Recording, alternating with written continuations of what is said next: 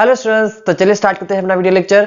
Students, हमारा chapter chemical kinetics चल रहा था और लास्ट लेक्चर तक हमने सेकंड ऑर्डर काइनेटिक्स का integrated law and nth order kinetics का इंटीग्रेटेड लॉ कंप्लीट स्टडी कर लिया था। मैंने वहां पर बहुत अच्छे से आपको समझाया था कि किस तरह से हम सेकंड ऑर्डर और nth ऑर्डर के लिए इंटीग्रेटेड इक्वेशन हम स्टडी कर सकते हैं। चलिए आज हम फर्दर आगे मूव करेंगे और जो आज का हमारा टॉपिक है वो है स्यूडो फर्स्ट ऑर्डर रिएक्शन। अभी जो स्यूडो फर्स्ट ऑर्डर रिएक्शन होती है, अगर मैं इसे आपको थ्योरी की फॉर्म में पढ़ाऊंगा, डायरेक्ट अगर मैं यहाँ पर उसकी डेफिनेशन लिख दूं और उसके ऊपर अगर मैं एक्सप्लेनेशन करना स्टार्ट करूं तो शायद आपको इजीली समझ में नहीं आएगा, आप थोड़ा कंफ्यूज भी हो सकते हैं उसमें। इसलिए मैं आपको पहले उसको न्यूमेरिकल फॉर्म में समझाऊंगा। अब न्यूमेरिकल फॉर्म में समझाने के लिए पहले मुझे सेकेंड ऑर्डर काइनेटिक्स को वापस स्टडी करवाना पड़ेगा आपको। क्यों ऐसा कर रहा हूं, थोड़ा सा पेशेंस रखो, आपको बहुत अच्छे से समझ में आ जाएगा कि हम क्यों वापस सेकंड ऑर्डर काइनेटिक्स को यहाँ पर स्टडी कर रहे हैं। लेकिन हाँ, मैं ये गारंटी देता हूं, जो आप सेकंड ऑर्डर काइनेटिक्स को अभी जो मैं आपको स्टडी कराऊंगा उसका वेरिएशन होगा, उसमें कुछ वेरिएशन होगा पढ़ाने में। ठीक है, देखो कैसे होगा। क्योंकि देखो, मैंने लास्ट लेक्चर में जब मैंने सेकंड ऑर्डर काइनेटिक्स पढ़ाई थी तब मैंने आपको क्या बोला था, मैंने रिएक्टेंट लिया था इस तरह से कि ए रिएक्टेंट है या फिर 2A reactant is goes to in product, और मैंने बोल दिया था कि एक एलिमेंट्री रिएक्शन है। ऑब्वियसली बात है, एलिमेंट्री रिएक्शन है तो इसकी मॉलिक्यूलरिटी ऑर्डर क्या होगी, सेम होगी। तो ये सेकंड ऑर्डर काइनेटिक्स का क्वेश्चन हो गया था। ठीक है, अब ये रिएक्शन हो गई थी, सॉरी क्वेश्चन नहीं, रिएक्शन हो गई थी। तो इसको कंसीडर करके मैंने आपको पूरा इंटीग्रेटेड लॉ पढ़ाया।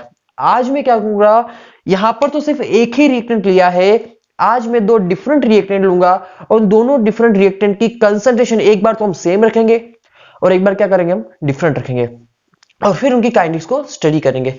तो थोड़ा सा वेरिएशन है, तो चलिए स्टार्ट करते हैं। देखिए ध्यान से, आपको मैं देखो तो पॉइंट लिखते हैं पहले। ठीक है, पॉइंट हो जाएगा आपका पास। देखिए ध्यान से समझिए कि दो डिफरेंट रिएक्टेंट लेने वाले हैं हम। ठीक है, तो पॉइंट हो जाएगा kinetics of elementary bimolecular second order reaction.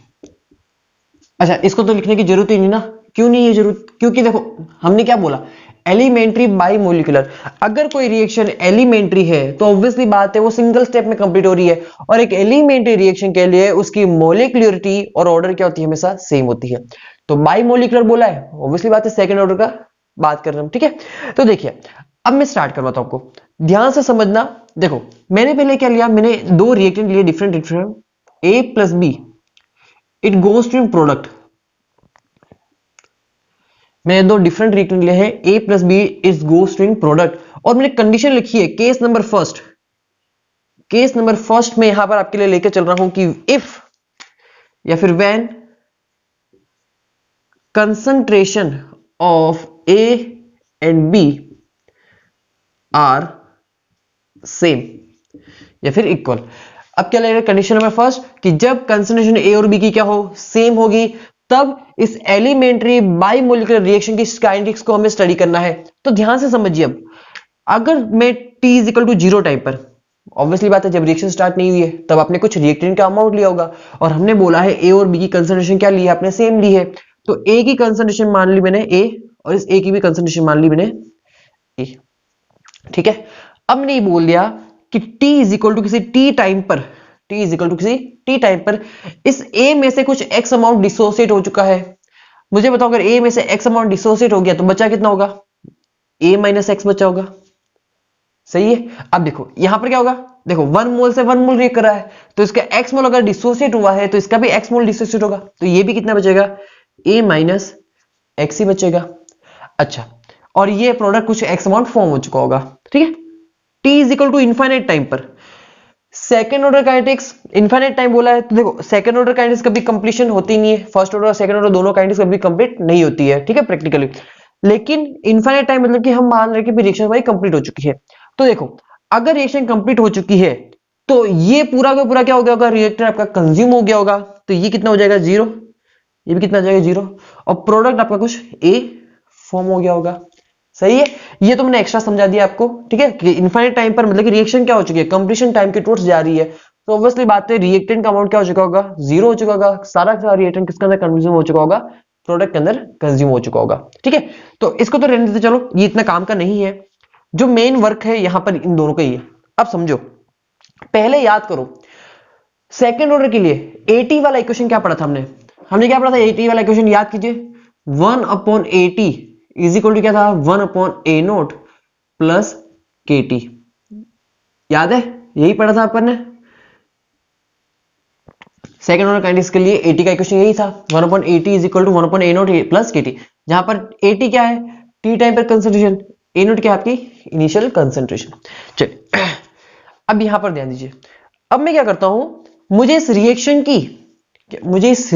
की क्या चाहिए? रेट चाहिए। तो मैं बात कर रहा हूं आपको कि rate of reaction at time T. लेकिन कौन सी रेट चाहिए मुझे? मुझे डिफरेंशियल रेट चाहिए। इंस्टेंटेनियस रेट जो होती है ना, इंस्टेंट टाइम पे जब स्टडी करते हैं, तो बताओ रेट किसके इक्वल हो जाएगी?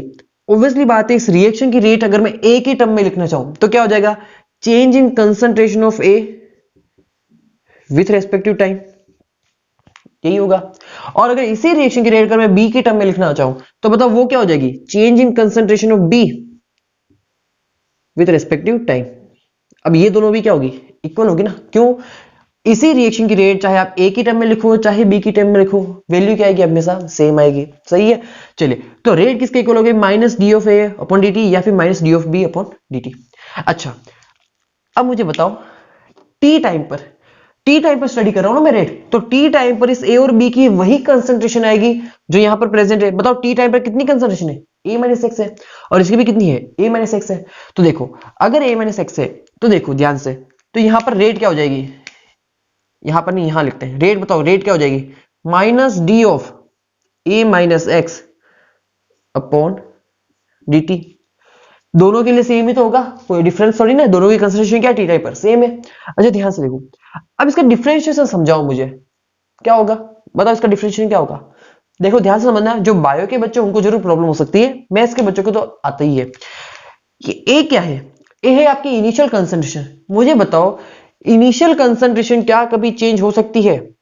इनिशियली आपने रिएक्शन को जब स्टार्ट किया तब आपने 5 मोल ले लिए रिएक्टेंट के, तो क्या बिटवीन द रिएक्शन, जब ड्यूरिंग द प्रोसेस चल रहा है रिएक्शन का, तब क्या आप इनिशियल कंसंट्रेशन को चेंज कर सकते हो? नहीं कर सकते ना, वो तो क्या हो गया? कांस्टेंट हो गया।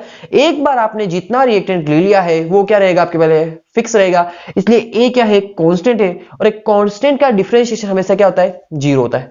तो ए का तो डिफरेंशिएशन हो गया जीरो। अब क्या बचा? अब ये देखो माइनस बचा, माइनस को बाहर भेज दो, क्या हो जाएगा? प्लस। माइनस माइनस क्या हो गया? प्लस। फिर क्या बचा? dx by dt। तो रेट एट टी टाइम पर ए के लिए पढ़ो या बी के लिए पढ़ो, क्या हो जाएगी? dx बाई dt हो जाएगी। सही है, इसे दे दीजिए क्वेश्चन नंबर 1।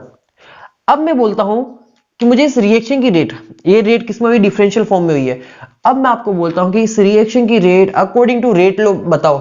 तो अकॉर्डिंग टू रेट लो बताओ इस रिएक्शन की रेट क्या हो जाएगी? According to rate law reaction की रेट क्या हो जाएगी? R is equal to K into concentration of reactant, A की कंसंट्रेशन एंड बी की concentration, and raise to the power the stoichiometric coefficient. सही है। इन दोनों के कोफिशिएंट कितने हैं? 1 1 है, तो चले गए 1 1। देख लो रिएक्शन की ऑर्डर क्या आ रही है? 1 2 आ रही है। सही है। चलिए, तो ये थी रिएक्शन की rate according to rate law, ये थी रिएक्शन की rate according to differential form. अब ये भी रिएक्शन की रेट है, ये भी रिएक्शन की रेट है, तो 1 इज इक्वल टू 2 कर दे। तो इक्वेशन 1 इज इक्वल टू 2 करने पर बताओ क्या बनेगा आपके पास? आपके पास इक्वेशन बनेगी dx by dt is equal to k into A concentration of A into concentration of B. अच्छा, ए और बी की कंसंट्रेशन कितनी है? देखो ना, टी टाइम पे कितनी है? ए माइनस एक्स है ना। देखो वैल्यू पुट करते हैं, dx upon dt is equal to क्या हो जाएगा? k into A minus x into A minus X. अब a minus x into A minus X क्या हो जाएगा? a माइनस एक्स का होल स्क्वायर। तो इसको पूरे को हटा देते हैं, सीधा होल स्क्वायर ले लेते हैं। सही है। अच्छा, अब क्या करना है? अब देखो ये x का टर्म है, ये भी x का टर्म है, इन दोनों को साथ में ले आते हैं, t dt को उधर भेज देते हैं। तो यहां से आपकी लास्ट इक्वेशन बनेगी dx upon a minus x का whole square is equal to k into dt। सही है। अब देखो इंटीग्रेटेड लो पढ़ना है तो इंटीग्रेशन करना पड़ेगा, तो दोनों साइड ले लेते हैं हम इंटीग्रेशन। तो इसे थोड़ा सा ऊपर ले लेते हैं आप, ठीक है। यहां पर इतनी कंजूसी भी नहीं करते अपन, थोड़ी सी जगह है हमारे पास।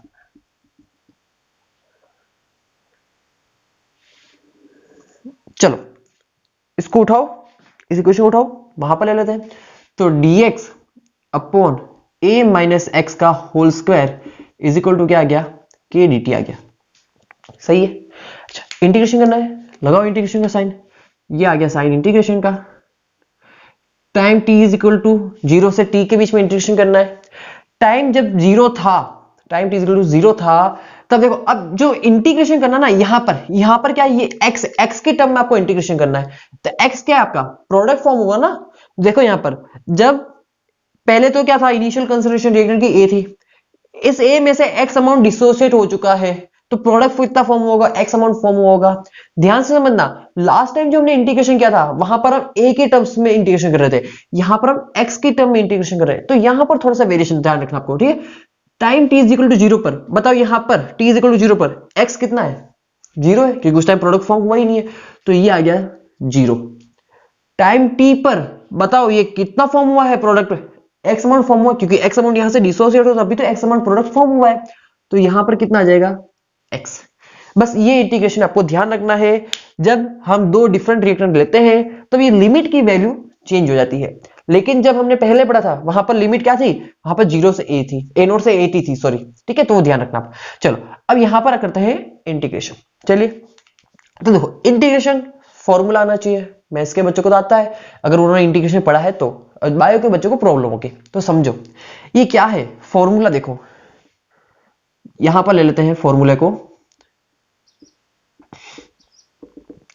Integration of dx upon x to the power अगर n है आपके पास, ठीक है, तो इसका इंटीग्रेशन क्या होता है, इसका इंटीग्रेशन होता है x to the power minus n, फिर प्लस 1 करोगे। अच्छा sorry sorry sorry sorry mistake होगी, हाँ चलो ये इसको x स्क्वायर रख दो, चलो, क्योंकि अपने पास क्या है, यह पावर में 2 आ रहा ना, तो x स्क्वायर रखो, ठीक है। तो क्या हो जाएगा x to the power minus 2 plus 1 upon minus 2 plus 1, इसे सॉल्व कर लीजिए, कितना हो जाएगा माइनस 1 अपॉन x हो गया। तो अगर इस पूरे को मैं x मान लूं, तो ये पूरा क्या हो गया, x का स्क्वायर हो गया, तो इस पूरे का इंटीग्रेशन क्या होगा, माइनस 1 अपॉन x होना चाहिए, मतलब कि minus 1 upon a minus x होगा। लेकिन अब यहां पर प्रॉब्लम क्या है, देखो थोड़ा सा समझो, ये a क्या है, a कांस्टेंट है, कांस्टेंट तो 0 हो जाएगा, लेकिन देखो पूरे का इंटीग्रेशन तो ये होगा, लेकिन जो अंदर के जो टर्म है उनका भी इंटीग्रेशन होता है, तो a का इंटीग्रेशन तो हो गया 0, माइनस माइनस, ठीक है, इसका तो 0 हो गया, माइनस फिर x बच गया। अब x का वापस इंटीग्रेशन होगा, क्योंकि हम x की रेस्पेक्ट पढ़ रहे हैं ना, तो x क्या है, एक वेरिएबल है, तो इस x का वापस इंटीग्रेशन होगा, और ये कितना होगा, ये -1 होगा। कितना होगा, -1, मतलब कि माइनस तो ये साइन आ गया, और x का कितना होगा, 1 होगा, तो अपॉन में कितना रहेगा, -1 और रहेगा, तो यहां पर अपॉन में -1 और रहेगा, तो माइनस माइनस क्या हो गया, प्लस, तो ये हो जाएगा 1 अपॉन x। सही है। तो इस पूरे को अगर मैंने x माना है, तो इसका इंटीग्रेशन क्या होगा, 1 अपॉन a माइनस एक्स, और लिमिट चलेगी आपकी 0 से x तक इज इक्वल टू k, और यहां पर 1 डॉट dt क्या हो जाएगा, t हो जाएगा, और लिमिट चलेगी 0 से t। सही है। चलो देखो ये समझ में आना चाहिए था आपको, मैंने आपको समझा दिया है, आई होप आपको समझ में आ गया होगा। अगर फिर भी प्रॉब्लम होती है तो कोई बात नहीं, इसको डायरेक्ट गूगल पे सर्च करना, आपको इसका इंटीग्रेशन मिल जाएगा, नहीं तो अपने मैथ्स टीचर को पूछ लेना, ठीक है। चलिए अब देखो ध्यान से, 1 upon a minus X whole integration 0 से x है is equal to k into T whole integration 0 से t है। अब हम क्या करते हैं, लिमिट पुट करते हैं, पहले हायर लिमिट पुट करेंगे, फिर माइनस लोअर लिमिट पुट करेंगे।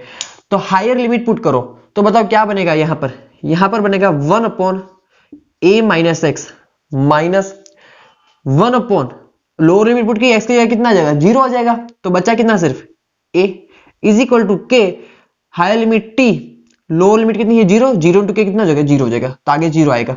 तो ये आपका इक्वेशन तैयार हो गया। अब इसे थोड़ा सा रीअरेंज कर लेते हैं, देखो इसको 1 upon a minus X is equal to 1 upon a plus K T, ये है आपका सेकेंड ऑर्डर काइनेटिक्स का इंटीग्रेटेड लॉ। देखो 1 upon a minus X is equal to 1 upon a plus K T, क्या लग रहा है इसको देखकर, देखो 1 अपॉन a माइनस एक्स क्या है, टी टाइम पर कंसंट्रेशन होती है ना, तो इसमें हम 80 लिखते हैं ना हर बार, 80 लिख सकता हूं, इज इक्वल टू 1 अपॉन ए, क्या है आपकी इनिशियल कंसंट्रेशन, इनिशियल कंसंट्रेशन आप ए नोट लिखते हो, और प्लस की टी। क्या ये दोनों फॉर्म सेम सेम नहीं लग रहे क्या? यस, इक्वल लग रहे हैं ना। तो इसे दीजिए इक्वेशन नंबर 3, इसे दीजिए इक्वेशन नंबर 4। अब यहां पर मैं आपको यह समझाना चाहता हूं, आप कहोगे सर घुमा फिरा के इक्वेशन तो वही बनी है आपने जो लास्ट लेक्चर में पढ़ी थी। मैं क्यों बस समझा रहा हूं, मैं इसलिए समझा रहा हूं कि जब दो डिफरेंट रिएक्टर होते हैं ना, और दोनों की जब कंसंट्रेशन सेम होती है, तब आपको सेकेंड ऑर्डर काइनेटिक्स की तरह ही उसको सॉल्व करना पड़ेगा, उसमें कोई प्रॉब्लम नहीं आएगी। मैं यही समझाना चाहता हूं कि जब दो डिफरेंट रिएक्टर लोगे और तब अगर सेकेंड ऑर्डर काइनेटिक्स को आपको स्टडी करना है, तो जो यहां पर इसकी इंटीग्रेटेड रेट इक्वेशन बनेगी वो सेकंड ऑर्डर काइनेटिक्स जैसे ही बनेगी, उसमें कोई प्रॉब्लम नहीं आएगी, कोई चेंज नहीं आएगा। अब मैं आपको समझाऊंगा कि जब ए और बी की कंसंट्रेशन क्या हो जाए, डिफरेंट हो जाए, तब क्या करना हमें। ठीक है, तो एक बार मुझे थोड़ी सी जगह दीजिए, इसे पूरा नोट कीजिए, फिर हम आगे मूव करते हैं।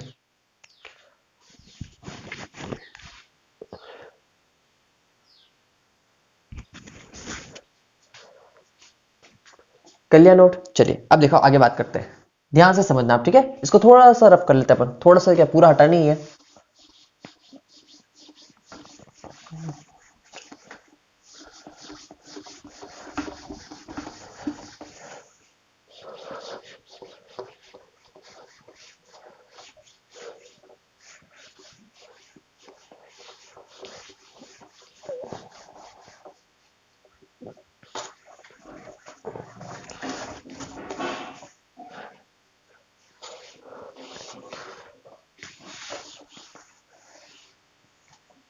चलिए स्टार्ट करते हैं।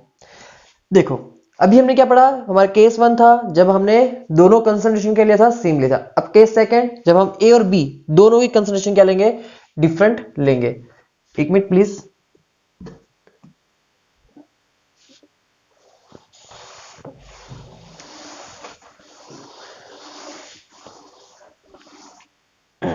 चलिए हो गया, थोड़ा सा गीला हो गया था ना बोर्ड, इसलिए। देखो केस नंबर 2 बात करते हैं। केस नंबर सेकंड हमारा कहता है कि when concentration of A and B are different. ठीक है, ए और बी की कंसंट्रेशन क्या हो गया, डिफरेंट हो गई। थोड़ा सा ध्यान रखना, यहां पर इंटीग्रेशन आएगा, ठीक है ना, लेकिन मैं अच्छे से समझाऊंगा आपको। देखो ए प्लस बी रिएक्टेंट है, इट गोज टू प्रोडक्ट। मैं आपको कह रहा हूं कि जब आपकी रिएक्शन स्टार्ट नहीं हुई थी, T is equal to 0 time पर, बताओ इसकी कंसंट्रेशन होगी कुछ इनिशियली आपने ली है, लेकिन दोनों क्या है, डिफरेंट है। तो इसकी कंसंट्रेशन मतलब मैंने मान ली ए ली है, और इसकी कंसंट्रेशन कितनी मानी मैंने, कि मैंने बी ली है।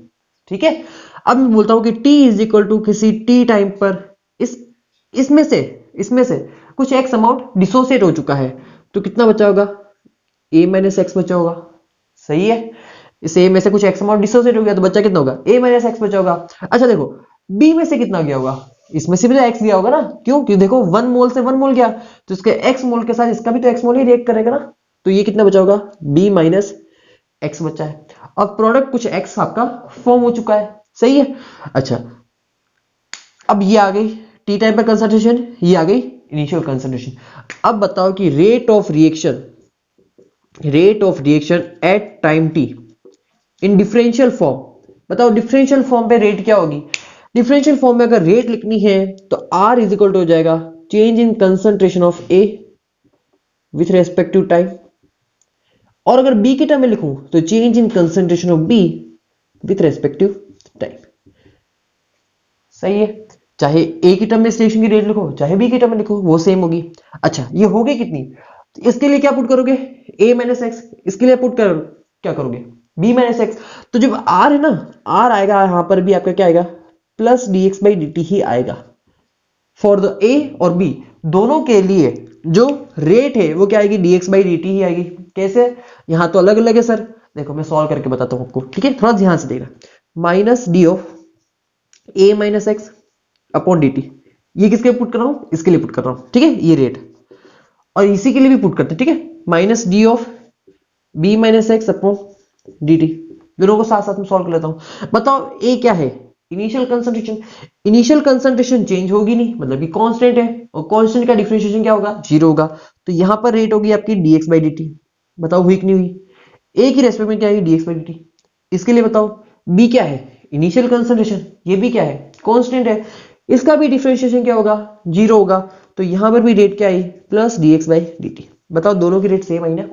तो इसलिए मैंने कहा कि चाहे आप यहां पर ए के लिए चलो या बी के लिए लेकर चलो, चाहे यहां कोई कंसंट्रेशन डिफरेंट डिफरेंट है, लेकिन रेट क्या आएगी, हमेशा सेम आएगी।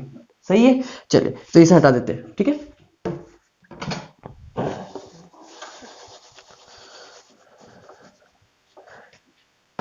चलिए क्लियर है यहां तक, ये क्लियर होगा ना फर्स्ट।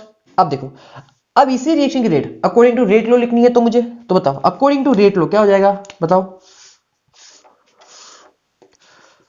अकॉर्डिंग टू रेट लो, बताओ रिएक्शन की रेट क्या हो जाएगी, R is equal to K into concentration of A and concentration of B and raised to the power the stoichiometry। यही होता है ना, ठीक है।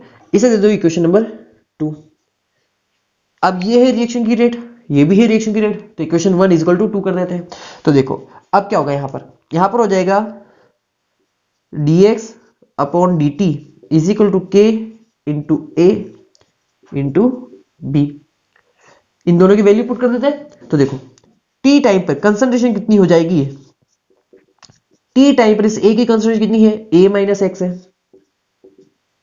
इस बी की कंसंट्रेशन कितनी है, ये है बी माइनस एक्स। चलो ठीक है, कोई दिक्कत नहीं। अब देखो ये एक्स का टर्म है, ये दोनों भी एक्स का टर्म है, तो यहां पर सब साथ में लेते हैं और dt को अपन उधर भेज देते हैं। तो देखो ये हो जाएगा dx upon a minus x into B minus X is equal to K dt। सही है ना।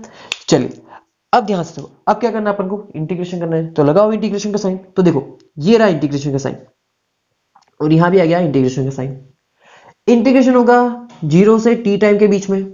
जब टाइम t इक्वल टू 0 था तो इनिशियल कंसिडरेशन x कितनी थी, 0 थी, x 0 था। और टाइम t पर ये कितना होगा, x होगा, क्योंकि x अमाउंट प्रोडक्ट का फॉर्म हो चुका है। ठीक है, अब देखो, अब यहां पर देखो ऐसी इक्वेशन तो अभी तक नहीं पढ़ी ना अपन ने। ऐसा इंटीग्रेशन पढ़ा क्या अपन ने, नहीं पढ़ा।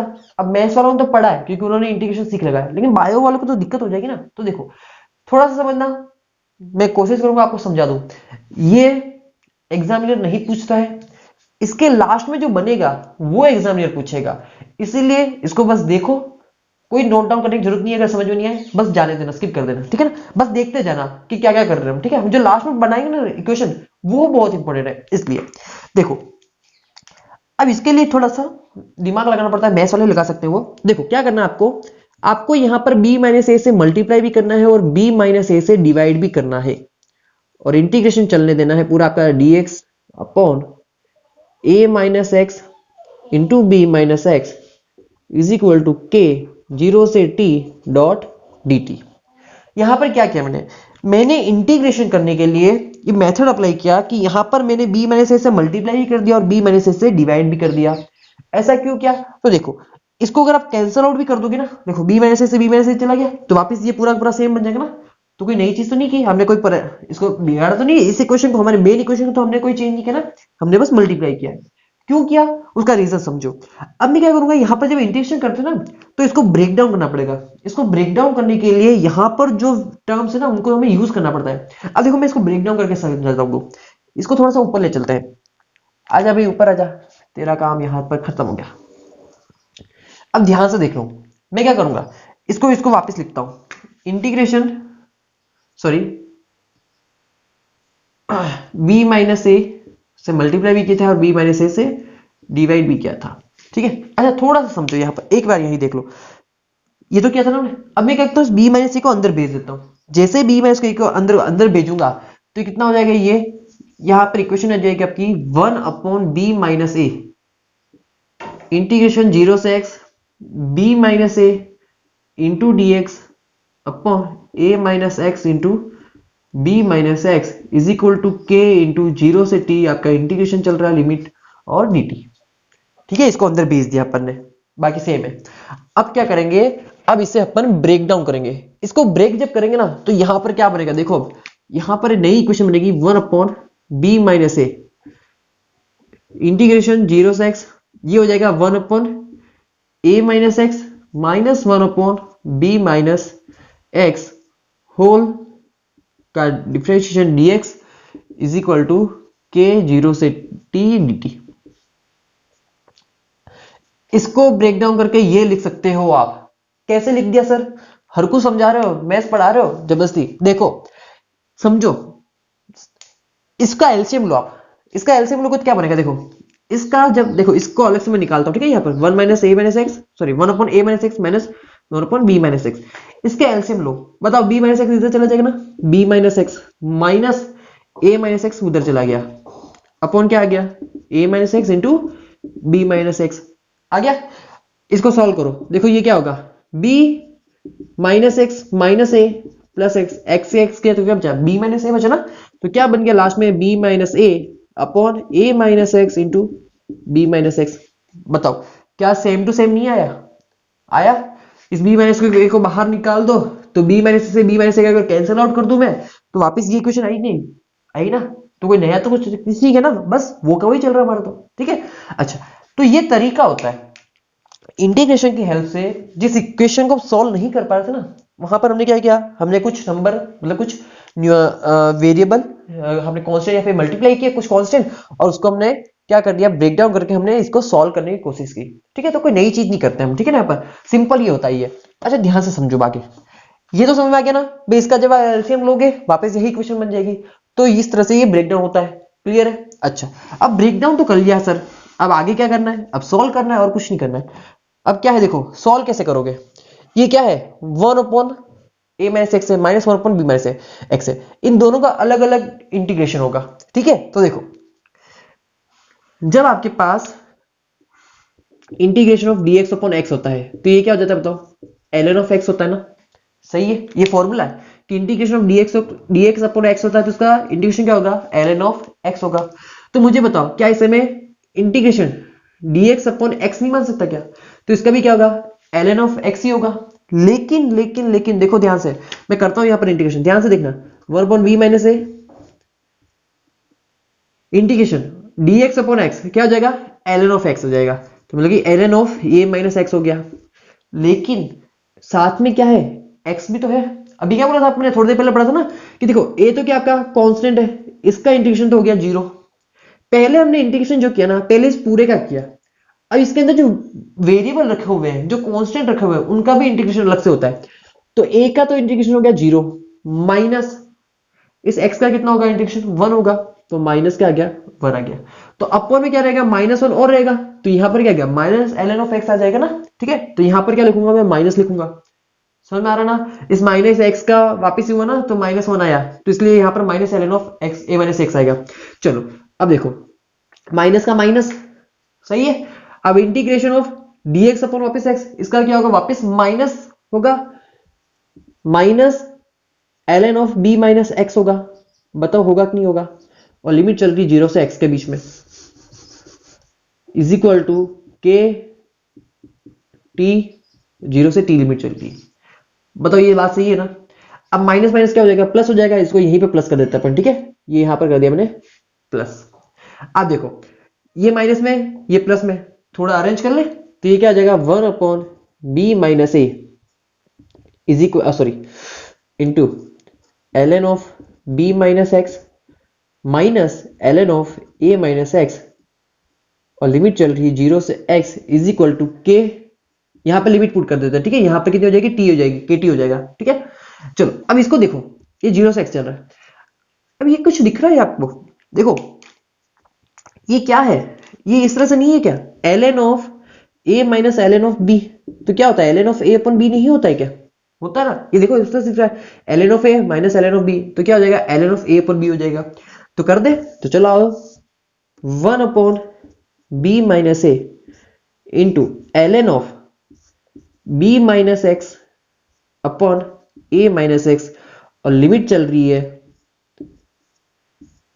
0 से x is equal to kt, सही है। अच्छा अब क्या करेंगे, पहले हायर लिमिट पुट करेंगे फिर लोअर लिमिट पुट करेंगे। तो देखो 1 upon B minus A ln of, अब देखना ध्यान से, पहले हायर लिमिट पुट कर रहे हैं, क्या बनेगा b minus X upon A minus x बनेगा, ठीक है, हायर लिमिट पुट कर दी एक्स की जगह, माइनस ln ऑफ, अब क्या लोअर लिमिट, लोअर लिमिट क्या है जीरो, तो एक्स के कितना पुट करोगे जीरो, तो ये बनेगा b upon A is equal to K T, बना, सही है।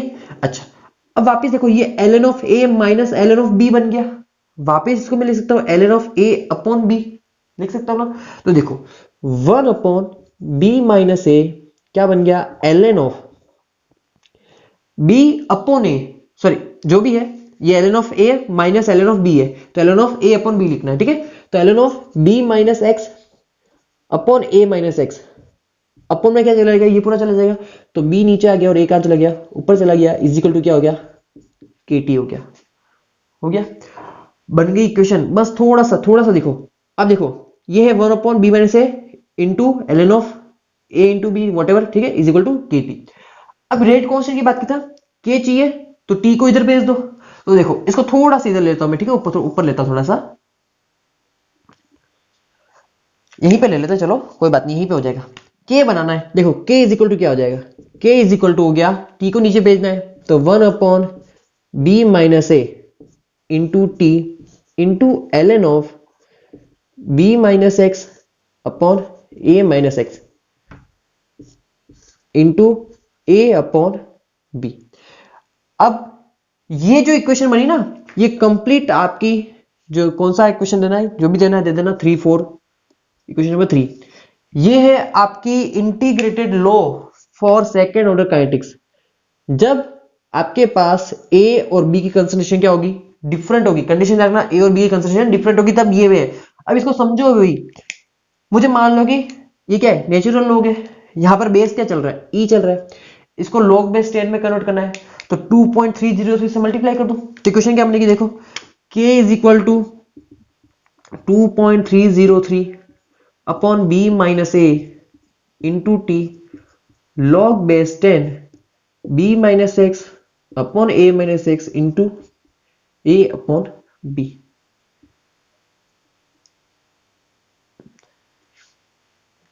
सही है ना, चलो एकदम सही बनेगी, देखो ये है इक्वेशन नंबर 4, जहां पर हमने नेचुरल लॉग को लॉग बेस 10 में कन्वर्ट कर दिया है। एक बार पूरा नोट करो, जिसको नोट करना वो नोट करे, जिसको नहीं करना वो स्किप कर दो इसे, ठीक है, चलिए जल्दी से नोट कीजिए, फिर हम आगे मूव करते हैं। कर लिया नोट, चलिए, तो अब मैं आपको ये सिखाता हूं कि इतनी सारी जो हमने राम कथा पढ़ी है उसके पीछे का भावार्थ क्या है, रीजन क्या है। तो देखिए सबसे इंपॉर्टेंट थिंग, ये रिएक्शन आपके लिए बहुत इंपॉर्टेंट है, सॉरी ये इक्वेशन आपके लिए बहुत इंपॉर्टेंट है, समझिए। अब मैं इसको थोड़ा सा रफ करता हूं और आगे बात करते हैं।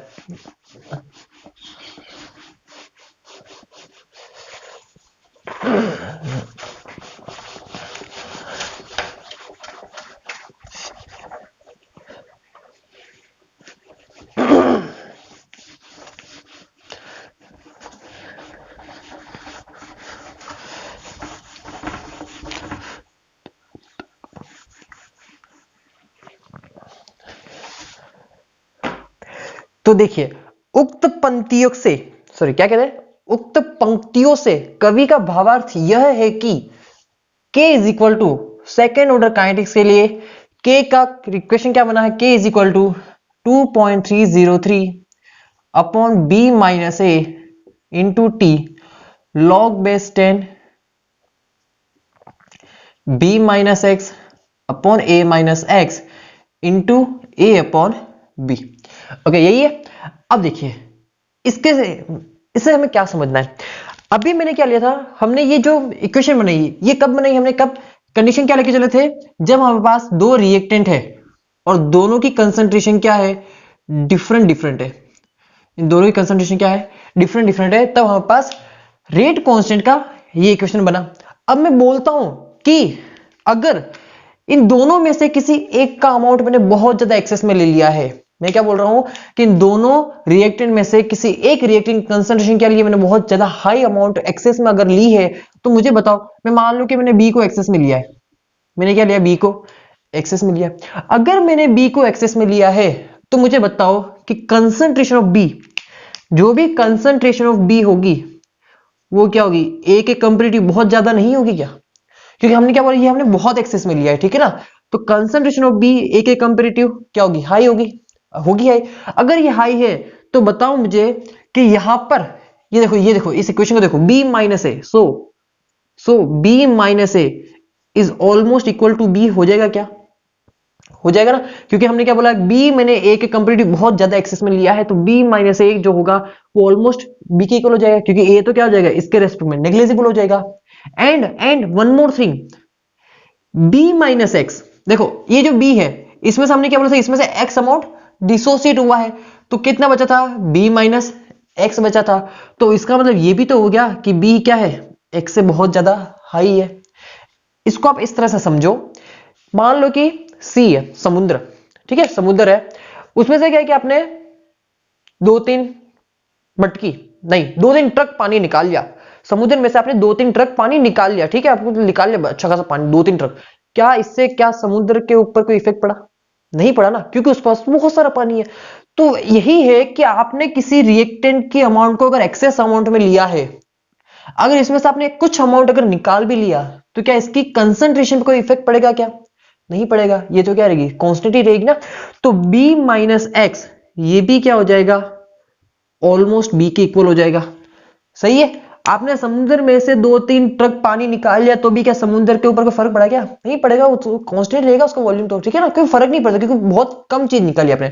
तो वही चीज है कि अगर आपने रिएक्टेंट को बहुत ज्यादा एक्सेस में लिया है और उसमें से कुछ अमाउंट को अगर आपने उसमें से निकाल भी लिया, तो भी उस रिएक्टेंट की कंसंट्रेशन क्या रहेगी, ऑलमोस्ट सेम ही रहेगी, कांस्टेंट रहेगी, ठीक है।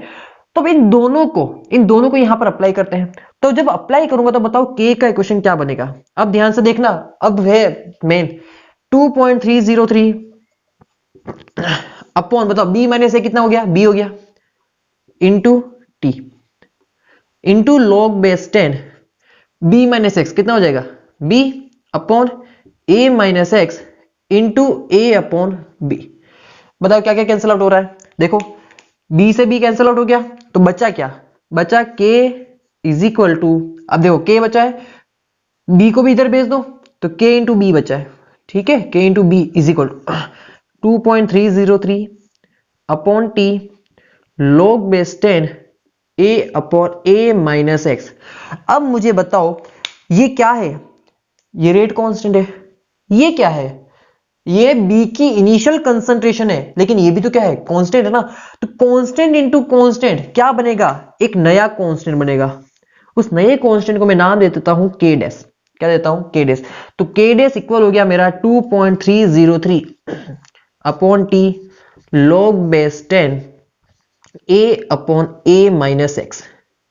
क्या कुछ याद आ रहा है आपको, याद कीजिए पुराने जमाने को, जब हमने फर्स्ट ऑर्डर काइनेटिक्स का रेट कांस्टेंट इक्वेशन पढ़ा था, इंटीग्रेटेड रेट इक्वेशन पढ़ा था फर्स्ट ऑर्डर काइनेटिक्स के लिए, क्या वही नहीं है क्या ये, देखो फर्स्ट ऑर्डर काइनेटिक्स के लिए क्या पढ़ा था, k is equal to 2.303 upon T log base 10 initial concentration A naught upon A T, A naught क्या होता है, इनिशियल कंसंट्रेशन ए ही है, एटी क्या होगा, टी टाइम पर कंसंट्रेशन, जो कितनी होगी माइनस एक्स। तो ये ध्यान से देखो, हमने स्टार्ट कहां से किया था, हमने सेकंड ऑर्डर काइनेटिक्स से स्टार्ट किया था, और हम कहां पर आ गए, हम फर्स्ट ऑर्डर काइनेटिक्स के रेट कांस्टेंट पे आ गए।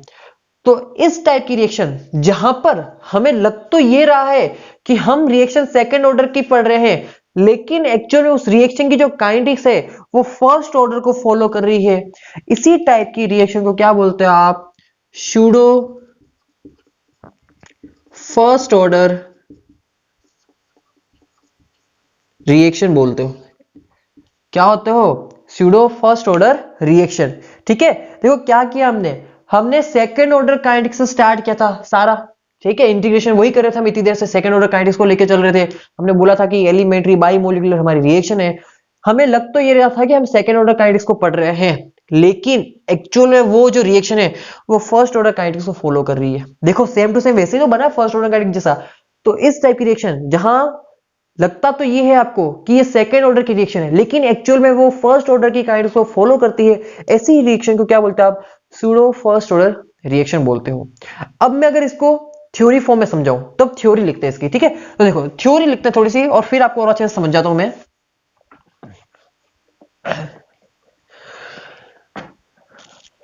देखिए थोड़ा सा पार्टीशन कर लें।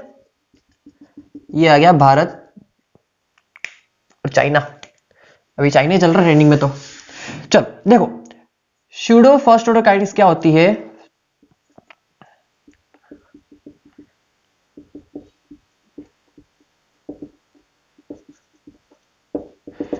इसका मतलब क्या होता है कि these are the reaction, these are the elementary bimolecular reaction in which one of the reactant, one of the amount of reactant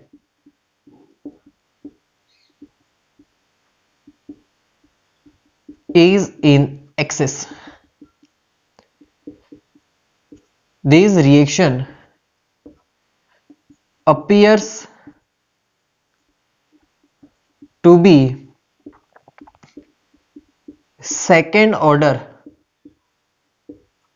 but actually follows first order kinetics. तो ये होती है सूडो फर्स्ट ऑर्डर रिएक्शन। ये reaction लगती तो ऐसा है कि सेकेंड ऑर्डर काइनेटिक्स की है, लेकिन एक्चुअल में इनकी जो काइनेटिक्स है वो फर्स्ट ऑर्डर को फॉलो करती है। तो इसी टाइप की रिएक्शन को क्या कहते हो आप, सूडो फर्स्ट ऑर्डर रिएक्शन कहते हो। ठीक है। अच्छा, अब मैं अगर इसको आपको ना डायरेक्ट थ्योरी लिख के पहले से स्टार्ट करता ना तो आपको बिल्कुल समझ में नहीं आता। मैंने आपको इसलिए न्यूमेरिकल फॉर्म में समझाया क्योंकि न्यूमेरिकल इजीली समझ में आ जाता है, न्यूमेरिकल फॉर्म। ऐसे थ्योरी फॉर्म इजीली समझ में नहीं आता। तो समझ में आया कि सूडो फर्स्ट ऑर्डर रिएक्शन क्या होती है आखिर।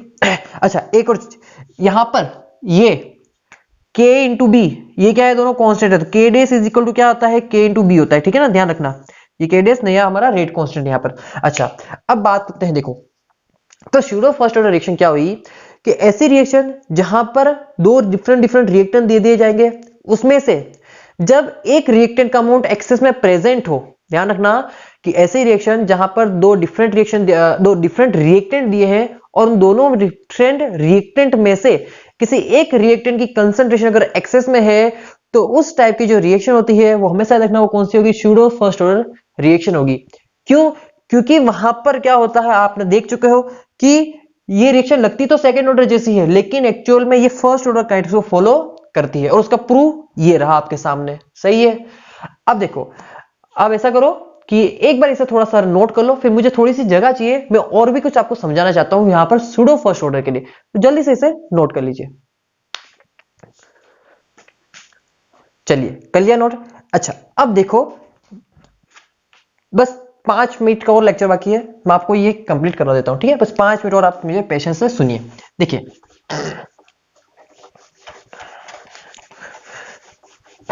अभी हमने डिस्कस कर लिया कि सूडो फर्स्ट ऑर्डर रिएक्शन क्या होती है, जहां पर एक ऐसी सेकेंड ऑर्डर रिएक्शन जिसमें एक रिएक्टेंट का अमाउंट अगर एक्सेस अमाउंट में प्रेजेंट है तो उस टाइप की जो रिएक्शन होती है वो फर्स्ट ऑर्डर काइनेटिक्स को फॉलो करती है।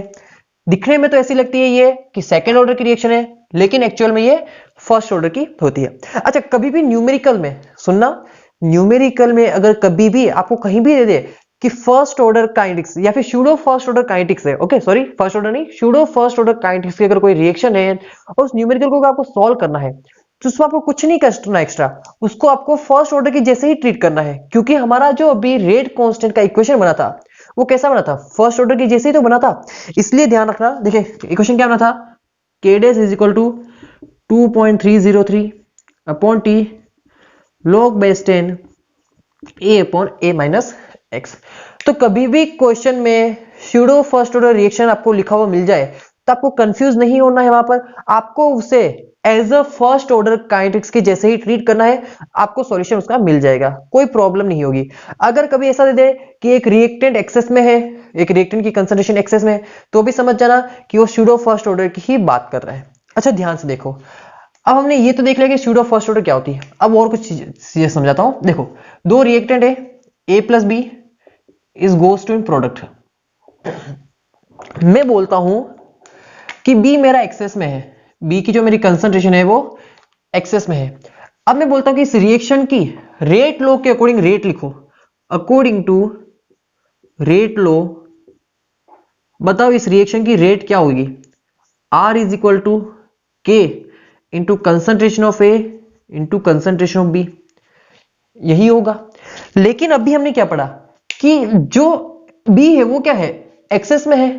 तो अगर B एक्सेस में है तो मुझे बताओ कि इसमें से अगर मैं कुछ अमाउंट निकाल भी दूं, इसका कुछ अमाउंट B का रिएक्शन में पार्ट लेकर प्रोडक्ट फॉर्म कर भी देता है, तो भी क्या B के कंसंट्रेशन पे कोई इफेक्ट आएगा क्या, नहीं आएगा ना। तो इसे हम क्या लिख सकते हैं कि the concentration of access reagent is constant. अगर एक्सेस रिएजेंट की कंसंट्रेशन कांस्टेंट है तो इसकी कंसंट्रेशन क्या इसकी रिएक्शन की रेट पे कोई इफेक्ट करेगी क्या, नहीं कर सकती, क्योंकि ये तो कांस्टेंट है। तो हम आगे लिख सकते हैं this access reagent do not affect on rate of the reaction. जो कंसंट्रेशन ऑफ एक्सेस रिएजेंट होती है वो रिएक्शन की रेट को अफेक्ट नहीं कर सकती। तो इस B की कंसंट्रेशन को इस K के साथ ऐड कर दो, क्योंकि ये भी कांस्टेंट ये भी कांस्टेंट, तो यहां पर आपका रेट कांस्टेंट का इक्वेशन बन जाएगा R is equal to K dash into concentration of A। तो ये देखिए ये आपका फर्स्ट ऑर्डर काइनेटिक्स है, ठीक है ना, फर्स्ट ऑर्डर है ना। ये देखिए रिएक्शन की रेट रिएक्टेंट की पावर 1 के साथ वेरी कर रही है, तो ये फर्स्ट ऑर्डर रिएक्शन का रेट ऑफ रिएक्शन की जैसे बिहेव कर रहा है।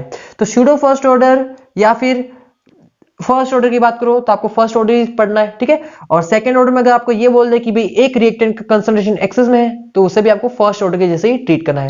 तो ये चीज क्लियर रखना कि जिस भी रिएक्टेंट का अमाउंट अगर एक्सेस में है तो वो क्या रहेगा, कांस्टेंट होगा, ऑब्वियसली बात है। अगर ये कांस्टेंट है तो इसकी कंसंट्रेशन रिएक्शन की रेट को अफेक्ट नहीं कर सकती है। ये थ्योरी टाइप में, ऑब्जेक्टिव में आपके पास क्वेश्चन बन सकता है, ठीक है। तो इसलिए इन दोनों कांस्टेंट क्या किया हमने मिक्स कर दिया और क्या बनाया एक नया constant R is equal to K dash into A। Okay now अब देखिए आगे मैं समझाता हूं कि ये आखिर कहां काम आता है। ये पढ़ा तो है हमने, लेकिन काम कहां आता है। तो देखो एक रिएक्शन होती है एसिड कैटालिस्ट रिएक्शन, इसे थोड़ा सा मैं हटा देता हूं। अच्छा जल्दी से स्क्रीनशॉट ले लो, ले लिया स्क्रीनशॉट। अब थोड़ी आगे की बात करते हैं। देखो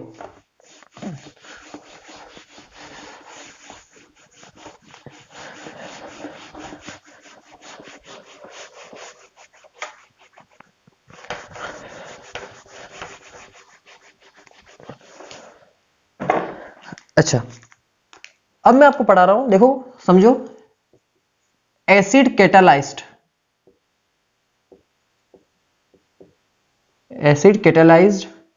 हाइड्रोलिसिस ऑफ एस्टर,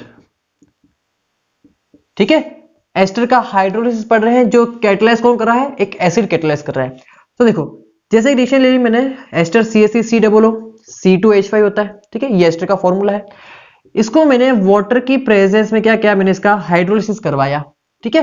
तो यहां पर वाटर क्या है, लिक्विड फॉर्म में प्रेजेंट है, तो ये कन्वर्ट हो जाता है ethanol aqueous plus acetic acid aqueous के अंदर, ठीक है, और ये भी एक्वस है।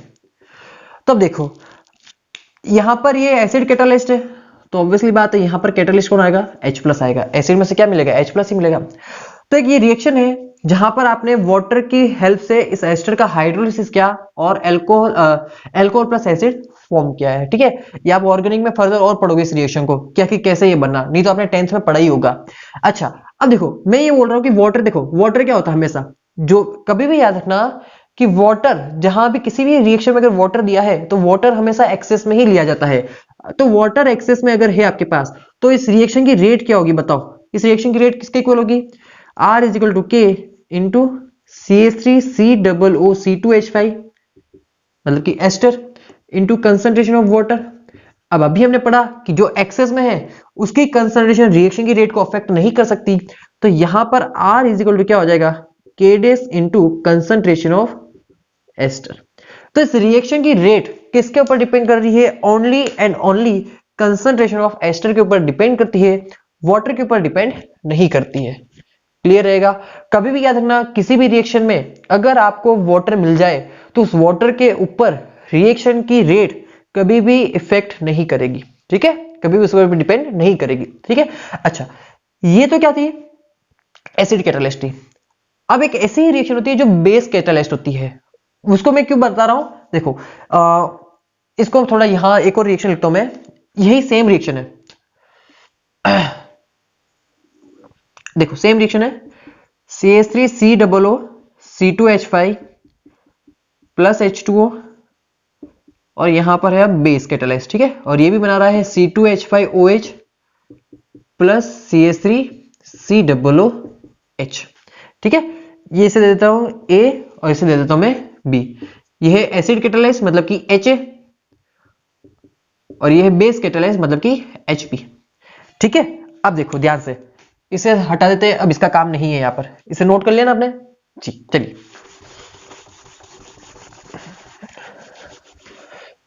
अब देखिए ध्यान से, सेम रिएक्शन है, सेम रिएक्शन है, एक को तो एसिड की हेल्प से कैटालाइज करवाया और दूसरे को बेस की हेल्प से कैटालाइज करवाया। तो जब सेम रिएक्शन को एसिड और बेस दोनों से डिफरेंट डिफरेंट करके कैटालाइज अगर करवाते हैं तो इन दोनों की हम स्ट्रेंथ को मेजर कर सकते हैं। यहां पर कैसे स्ट्रेंथ को मेजर करेंगे, मतलब कि मैं ये बताना चाहता हूं कि एसिड स्ट्रॉन्ग है या बेस स्ट्रॉन्ग है, दोनों में से कौन ज्यादा स्ट्रॉन्ग है उसे हम कैलकुलेट कर सकते हैं। देखो कैसे करोगे, अब ध्यान से देखना, ऑब्वियसली बात है, अगर एसिड स्ट्रॉन्ग होगा, एसिड अगर स्ट्रॉन्ग होगा तो इस रिएक्शन को ज्यादा कैटालाइज करेगा। अगर इस रिएक्शन को ज्यादा कैटालाइज करेगा मतलब कि इस रिएक्शन की रेट क्या होगी, ज्यादा होगी। और अगर बेस स्ट्रॉन्ग होगा, अगर बेस स्ट्रॉन्ग होगा तो वो इस रिएक्शन को ज्यादा कैटालाइज करेगा, अगर ज्यादा कैटालाइज करेगा तो इस रिएक्शन की रेट ज्यादा होगी। तो हम यहां से दोनों की रेट को कंपेयर कर सकते हैं और दोनों में से रेट को कंपेयर करके ये बता सकते हैं कि एसिड स्ट्रॉन्ग है या फिर बेस स्ट्रॉन्ग है। तो ध्यान से देखो, पहले मैं इसके लिए रेट लिखता हूं फर्स्ट रिएक्शन के लिए। देखो यहां पर rate of reaction in presence of HA मतलब कि एसिड, बताओ R क्या किसके इक्वल होगा, R किसके इक्वल होगा, K डैश, K डैश क्योंकि वाटर पे तो डिपेंड नहीं करेगा, इनटू कंसंट्रेशन ऑफ एस्टर, सही है। कैटालिस्ट क्या होता है, कैटालिस्ट वो रिएजेंट होते हैं जो रिएक्शन में पार्ट तो लेते हैं लेकिन रिएक्शन की एंड में एज इट इज उसका अमाउंट क्या मिल जाता है, हमें रिटर्न मिल जाता है, मतलब कि उसकी कंसंट्रेशन में कोई भी चेंज नहीं होता है, ठीक है। तो अब देखो ये तो हो गया rate of reaction in presence of H है, तो क्या गया R is equal to K dash into concentration of ester. अच्छा कुछ बच्चे कहेंगे सर HA की वजह से कैटालिस्ट हुई, तो कैटालिस्ट के ऊपर रिएक्शन की रेट क्यों नहीं डिपेंड कर रही है, तो मैंने अभी बोला कि कैटालिस्ट वही होता है जो रिएक्शन में पार्ट तो लेता है लेकिन रिएक्शन में जब एंडिंग होगा, जब हमें सारा प्रोडक्ट मिल जाएगा तब ये कैटालिस्ट का अमाउंट एज इट इज हमें रिटर्न मिल जाता है। तो जितना अमाउंट हमने डाला था उतना ही हमें रिटर्न मिल गया, तो इसके ऊपर रिएक्शन की रेट कहां अफेक्ट कर रही है, नहीं कर रही ना, कंसंट्रेशन की इसकी अफेक्ट ही नहीं कर सकती, इसलिए हम इसे कंसीडर नहीं करते हैं। अच्छा अब इस रिएक्शन की रेट लिखो, तो देखो rate of reaction in presence of HB, बताओ रिएक्शन की रेट क्या हो जाएगी, ऑब्वियसली बात है वाटर पे तो डिपेंड ही नहीं करेगा, क्या आ जाएगा K डैश। अच्छा इसे मैं ऐसा बोल दूं, K डैश नहीं बोलता हूं, KHA बोलते हैं, ठीक है, एसिड का कांस्टेंट, और इसे KHB बोलते हैं मतलब कि बेस का constant into concentration of ester, सही है यही बोलेंगे। अब क्या करना, हमने अभी क्या बोला कि मुझे इन दोनों को बताना है, दोनों में से रिलेट करके बताना है कि ये स्ट्रॉन्ग है या फिर ये स्ट्रॉन्ग है। तो मैंने इसके लिए रेट लिखी एसिड के लिए और मैंने बेस के लिए रेट लिखी। अब मैं क्या करूंगा, दोनों को डिवाइड कर दूंगा। अगर मैं दोनों को डिवाइड करता हूं, अच्छा ये रेट हो गई एसिड के लिए मतलब कि R1 बोल दो, इसे R1 या RHA बोल देते हैं, चलो RHA बोल देते हैं सबसे बढ़िया, और इसे RHB बोल देते हैं मतलब कि एसिड का रेट और बेस का रेट। अब क्या करूंगा, दोनों को डिवाइड करूंगा, बताओ जब आप दोनों को डिवाइड करोगे क्या आएगा, RA upon RHB, RHA upon RHB, बताओ किसके इक्वल हो जाएगा, ये KHA अपॉन KHB के इक्वल हो गया, दिख रहा है क्या, एस्टर से एस्टर तो कैंसिल आउट हो गया। तो ये जो रिलेशन बना, अब यहां पर इस रिलेशन की हेल्प से हम ये बता सकते हैं कि मेरा कौन सा एसिड स्ट्रॉन्ग है और कौन सा बेस स्ट्रॉन्ग है। ठीक है, दोनों में हम रिलेट कर सकते हैं। कैसे रिलेट कर सकते हैं, देखो ध्यान से। अगर मेरी के एच ए अपॉन के एच बी की वैल्यू 1 से ग्रेटर देन आ गई, तो इसका मतलब क्या हुआ, इसका मतलब ये हुआ कि एक का जो एच ए का जो कांस्टेंट है वो एच बी के कंपेरेटिव क्या है, ज्यादा है। अगर ऐसा होता है तो इसका मतलब क्या हुआ, अगर एसिड का कांस्टेंट की वैल्यू, एसिड का जो भी रेट कांस्टेंट उसकी वैल्यू बेस के रेट कांस्टेंट कंपैरेटिव हाई आ रही है, तो इसका मतलब ये हुआ कि इस रिएक्शन को ज्यादा कैटलाइज कर रहे हैं। अगर इस रिएक्शन ज्यादा कैटलाइज हो रही है, ऑब्वियसली बात है, अगर रेट कांस्टेंट हाई है, देखो के हाई है तो रेट ऑफ भी क्या होगी, हाई होगी, सही है ना। अगर के इंक्रीज हो रहा है तो रेट भी क्या हो रही है, इंक्रीज हो रही है। तो अगर एसिड का रेट कांस्टेंट ज्यादा है एज कंपेरेटिव बेस के रेट कांस्टेंट के कंपेरेटिव, इट मींस कि एसिड की रेट क्या है, हाई है एज कंपेरेटिव बेस के कंपेरेटिव। तो अगर एसिड की रेट हाई है तो मतलब कि ये क्या है, ज्यादा कैटलाइज कर रहा है। ये ज्यादा कैटलाइज कब करेगा, जब ये स्ट्रांग होगा।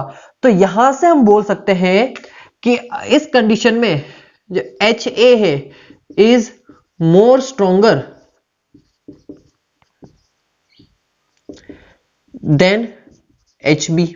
एसिड आपका क्या है, सॉरी एच ए बड़ा लिखना था, गलती हो गई। समझ में आया कि एसिड क्या है, ज्यादा स्ट्रॉन्गर है एज कंपेरेटिव बेस। अब सेकंड कंडीशन, अगर इसकी वैल्यू लेस देन 1 आ गई तो के एच ए अपॉन के एच बी की वैल्यू लेस देन 1 आ गई तो क्या होगा, ऑब्वियसली बात है कि rate constant of acid is less than rate constant of base. अगर ए का एसिड का रेट कांस्टेंट बेस के रेट कांस्टेंट के कंपेरेटिव लेसर आता है, तो इसका मतलब क्या हुआ कि ये रिएक्शन ज्यादा कैटलाइज्ड हो रही है। ये रिएक्शन ज्यादा कैटलाइज्ड कब होगी, जब ये स्ट्रांग होगा। तो इट मींस यहां से आप प्रूव कर सकते हो कि जो आपका बेस है, मतलब कि H B is more stronger than H A. मतलब कि आपका बेस क्या है, मोर स्ट्रॉन्ग है एज कंपेरेटिव एसिड। तो इस तरह से हमने क्या किया बेटा, हमने सिमिलर रिएक्शन को एसिड और बेस से टाइट्रेट करवाया, कैटलाइज करवाया, और उनके रेट ऑफ रिएक्शन और उनके रेट कांस्टेंट को क्या किया, हमने कंपेयर किया, जिससे हम ये प्रूव कर सकते हैं कि हमारा एसिड स्ट्रॉन्ग है या हमारे बेस स्ट्रॉन्ग है। तो ये था use of pseudo first order reaction का, और ये था complete explanation on the pseudo first order reaction. I hope मैंने आपको ये अच्छे से समझा पाया होगा मैं, और आपको टॉपिक अच्छे से समझ में आया होगा। वीडियो में प्लीज बेटा कमेंट बॉक्स में जरूर अपना रिव्यू दीजिए कि आपको लेक्चर कैसा लग रहा है, ठीक है। तो चलिए अब मिलते हैं नेक्स्ट लेक्चर में नए टॉपिक के साथ।